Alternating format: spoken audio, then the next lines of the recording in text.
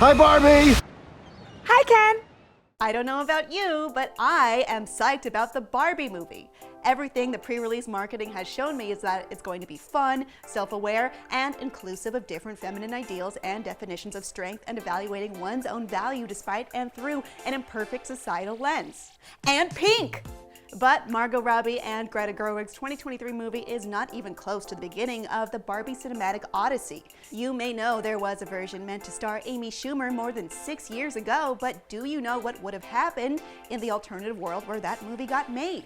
Hop aboard Barbie's dream Jeep and let's see what could have been, but I'm telling you right now, there's absolutely no way this version could have worked.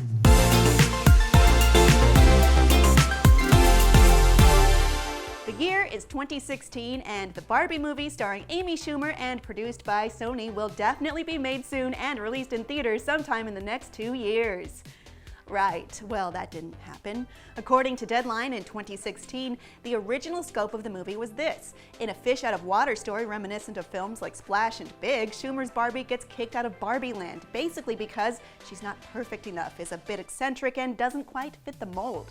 She then goes on a zany adventure in the real world, and by the time she returns to Barbie Land to save it, she has gained the realization that perfection comes only from the inside, not the outside, and that the key to happiness is belief in oneself, free of the obligation to adhere to some unattainable standard of perfection. Deadline also reported Schumer would take her own pass on the screenplay written by Hillary Winston.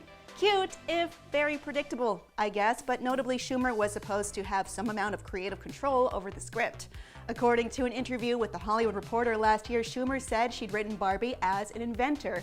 And when Sony countered with an idea, one of her inventions would be high-heeled shoes made out of Jell-O, and sent her a pair of Manolo Blahniks, the expensive shoe line made infamous on Sex and the City, Schumer was less than enthused. She dropped out a few months after she was announced to be attached, initially citing scheduling conflicts, but later confirmed that was not true on Bravo's Watch What Happens Live, explaining she left because of creative differences. Even after Schumer left, there were other stars in talks for the role. According to a 2017 New York Times profile on producer Amy Pascal, quote, negotiations are underway with an Oscar-winning actress for the tonally tricky title role, end quote.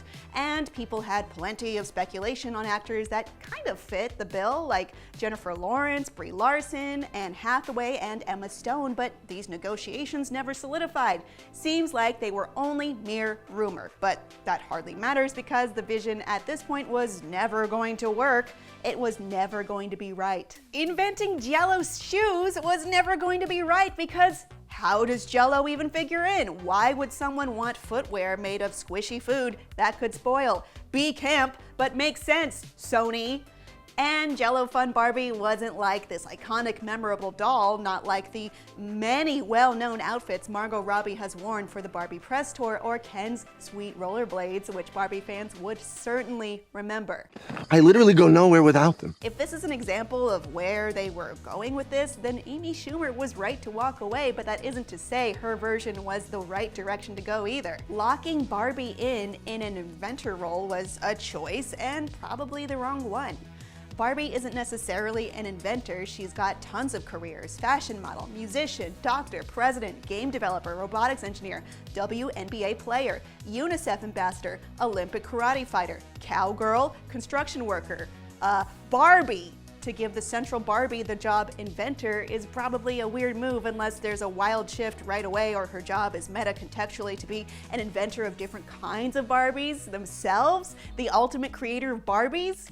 Probably not though. If the tone for this would-be Barbie movie was anything like Amy Schumer's 2018 movie I Feel Pretty, which featured the weak and tired concept of what would happen if a straight white woman dared to have self-esteem despite not being thin, I wouldn't have faith in that as a guiding light either in 2023. It's not totally clear pre-release what the Barbie movie is about, but judging from clips released, it seems less about the self and living up to idealized perfection and more about what Barbie means as a concept. What does Barbie represent? Who loves Barbie? Who despises her? Who doesn't care about Barbie?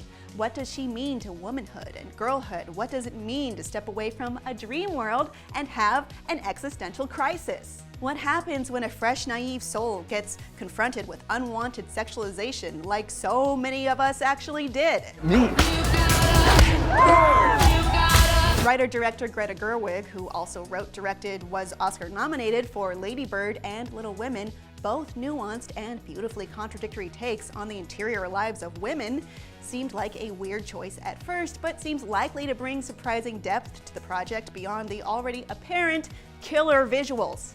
She and star Margot Robbie bristled with Mattel, who were upset by and wanted to cut a specific scene for not being brand appropriate. In an interview with Time, Robbie revealed that she and Gerwig had to fight to keep the scene, which wasn't specified, saying, quote, "In that very first meeting, we impressed upon the CEO of Mattel, we are going to honor the legacy of your brand, but if we don't acknowledge certain things, if we don't say it, someone else is going to say it. So you might as well be a part of that conversation. Nobody wants a long commercial they have to pay to go see. I mean, yeah, I'll take that shade of pink and tons of it at that, but the self-awareness needs to be there. A full-length, highly budgeted feature about a doll needs to go beyond the easy and often empty adage of girl power, girls rule, yay, etc., that often coats young girls' playthings and explore more real struggles and thoughts actually faced in adolescence and beyond. I'm going to be honest with you, I'm not a fan of Amy Schumer's, but this is bigger than that.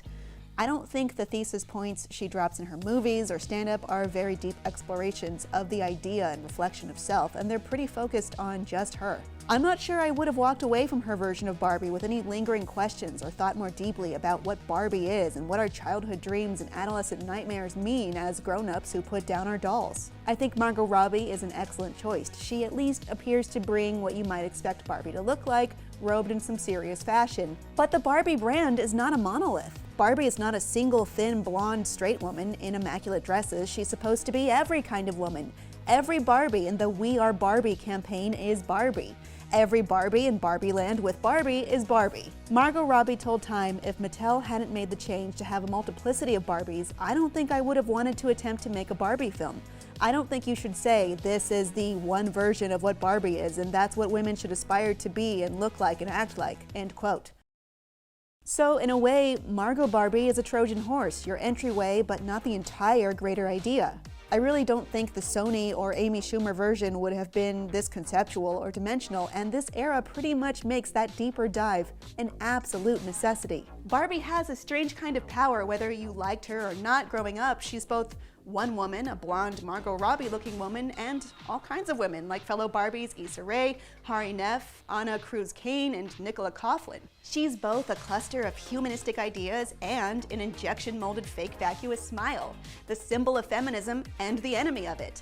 Empty promise capitalism manifested in plastic and very individualized quirk, Schrodinger's doll, if you will. She's the vessel of many complicated feelings, and it all has to be explored or it doesn't mean anything. Is all of that lurking in what the Barbie movie turned out to be? It's hard to tell. Plot details are deeply under wraps, but this does look to be an incredibly varied, high-concept movie. The only way a Barbie movie could possibly successfully work. Because if we can't go deep on Barbie, arguably the most iconic toy to ever exist, what hope do the Hot Wheels or Barney movies have? Thanks for watching. I'm Kim Horcher. Here's one last look at the Barbie trailer, so check that out. And don't forget to follow and subscribe to IGN wherever you like to watch.